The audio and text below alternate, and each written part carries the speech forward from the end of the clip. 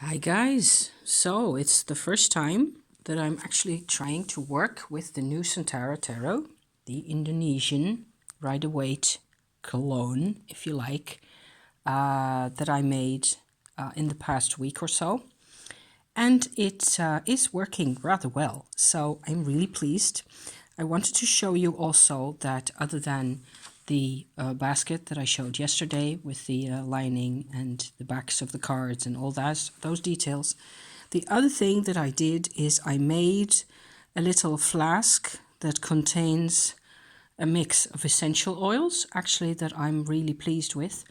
It contains, let me think, basically it is cinnamon and clove, palmarosa, which is like a citrusy type grassy scent, and ilang ilang, jasmine, and another tropical flower that we call frangipani. I'm not sure of the name in English. So I made that. That's actually quite a strong fragrance, quite tropical. I also got this little thing organized, which is like an old plastic box that used to contain saffron. And this has beeswax and coconut oil mix in it with that same fragrance. So you get the scent. You can put some of this on your hands before handling the deck. I put a little smidge of the actual essential oil inside the basket. I'm personally very much a fragrance-oriented person. And so here I have like the original cover of the little box here has some type of lettering that I can't really make out.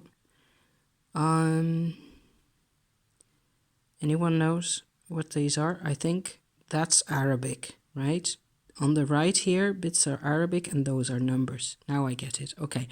So this is the original name of what used to be in the box, right? Saffron. But that doesn't matter to me. It's fine. It's supposed to be sort of exotic, and the whole idea is to use this deck in a way to also connect with a part of my past, I suppose, that isn't really in my immediate surroundings anymore. So that's why I am doing this. I figured that out as I speak to you. So my voice is still kind of iffy in a way. I do feel loads better. It's also PMS week again, and it's been a whole month since the travails with the tonsils started off. So wow. And I'm still here and still alive, and my throat's way better. So what with all the hot water I'm drinking. So as maybe you can make out, I stuck a little picture of another print of the Fool that I had at the back of the cover here. So in here, this here is actually the Fool card. So I thought that was funny. Just I'm just messing around here, basically. So my deck interview, that's what I did. I did a deck interview where I have these questions that I copied out from a Jennifer Pearson session in August 2018, so it's quite a while ago. And I used these questions in this same order as they are right here. So, okay, so question number 1, what are you here to teach people? And then number 2, how would you describe yourself? And so on and so forth. What is your opinion of me? Those are the questions. And these are the cards that I got in answer to them. So I thought these were really great cards. I get a Page of Cups for what are you here to teach people? So to teach me also. So that's, I feel like that's a really hopeful beginning, How would you describe yourself? I get the Four of Cups. And yeah, I suppose that in this context, you could see this deck as nostalgic, definitely. There's also a level of sadness or some kind of a discrepancy or distance between things that are seen or longed for in a way. You know, like that. Number 3, what is your opinion of me? I get the Knight of Cups, which makes a nice change from the Eternal Knight of Wands that I've always, kept getting. And makes sense with the other 2 cards for me. Then strikingly, how can I best collaborate with you? I get the Death card. So I suppose that I really have to accept and work with a lot of change. Especially change in perspective is how I see this.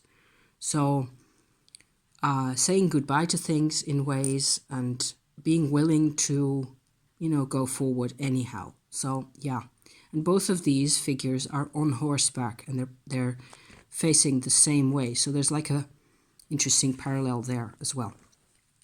Next question. What are your strengths as a deck? And I get, is that the right one?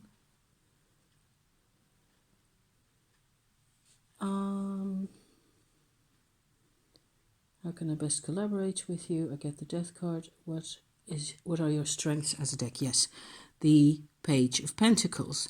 So there's a parallel there with what are you here to teach people? Number 1, the Page of Cups, right? So I always like it when there's like these symmetries. I had to check to make sure that I was actually telling this right. But yeah, so a great sense of actually new beginnings, and also a sense of learning new things, really. So that makes me happy. Next question. Weaknesses or limitations? I get the 3 of Swords. The only Swords card in this whole setup. I suppose that I could certainly see myself in relation to this deck and to what it represents for me with, my mother's colonial past and all that, that to be kind of stuck in a sense of pain or in a sense of sadness and loss in many ways is a possible limitation for me to be working with this. I could, from the experience of this life, on this end, think of myself as not being ever able to move beyond that sadness and that pain. So it makes quite a lot of sense. Then I get, what is the potential outcome of our time together? 3 of Cups. That looks really good. It looks also like several paintings I can think of. Maybe I can stick a couple of links in the description, because it's like the 3 Graces, and there's another painting that I'm reminded of suddenly by this juxtaposition of these 3 female figures. So, great outcome. Okay, 3 of Cups, always cool. Question number 8. What is the one thing you ask of me? Sang Pertapa. I have to look up all the words because Malay is not my language. It's a hermit again. What else can I say? It's the one thing I have to do. I suppose to me personally, the hermit stands for focus. Deciding for myself, this is where I'm going. This is where the light is, for me. So, and stick to that and not let other ideas or trends or things take me, It would have been so different if there had been a world card here or a Knight of Swords, It would have been utterly different. So yeah. Number 9, what kind of readings does this deck most enjoy? The Ace of Cups, which I am taking to mean very honest readings. So honest and authentic and emotionally really close to the skin type readings. So I'm taking this. It's a hugely positive card that I always like to see. I love the Ace of Cups, don't we all? But it's really, I'm taking it also to be, this isn't a deck that I'm supposed to be overly intellectual with, certainly. So good, that's good. That's what I wanted. And the last question, how would you challenge me? And yes, there's another weird card to get in that position. The Matahari card, the Sun. And I am taking this to mean it challenges who I think I am. So, because the sun to me is everything to do with identity.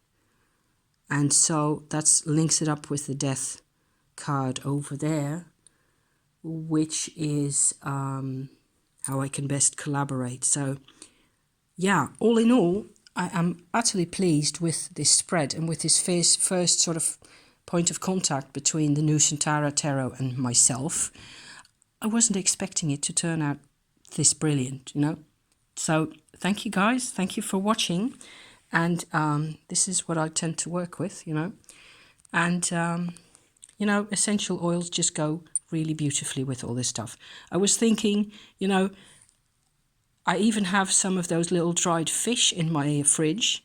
I was thinking I should tie 3 fish together and stick them in the basket with the cards, because that is very Indonesian. But it will be awful, so I won't do that. Thank you guys. Thank you for watching. See you next time. Ciao.